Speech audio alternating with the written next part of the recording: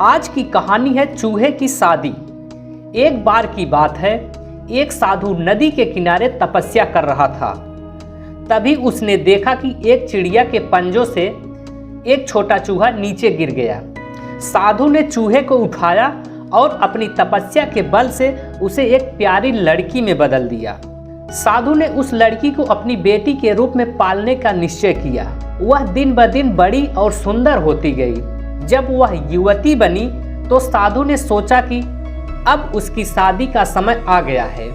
साधु ने सोचा कि वह अपनी बेटी का विवाह सबसे शक्तिशाली व्यक्ति से करेगा। इसलिए वह सूर्यदेव के पास गया और उनसे कहा, हे सूर्यदेव, आप संसार के सबसे शक्तिशाली हैं, कृपया मेरी बेटी से विवाह करें। सूर्यदेव ने हंसते हुए कहा, मैं तो बादलों से डरता हूँ, वे मुझे ढक लेते हैं। बादल मुझसे अधिक शक्तिशाली हैं। साधु बादलों के पास गया और वही प्रस्ताव रखा। बादलों ने कहा, हमसे ज़्यादा शक्तिशाली तो हवा है, वह हमें कहीं और उड़ा ले जाता है।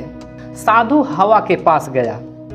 हवा ने उत्तर दिया, मुझसे शक्तिशाली तो पहाड़ है, मैं उसे हिला भी नहीं सकता। फिर साधु पहाड़ के पास गया। पहाड़ ने कहा, मुझसे अधिक शक्तिशाली तो चूहा है, वह मेरे भीतर बिल बनाकर मुझे कमज़ोर कर देता है। साधु को समझ में आ गया कि उसकी बेटी का विवाह चूहे के साथ ही होना चाहिए।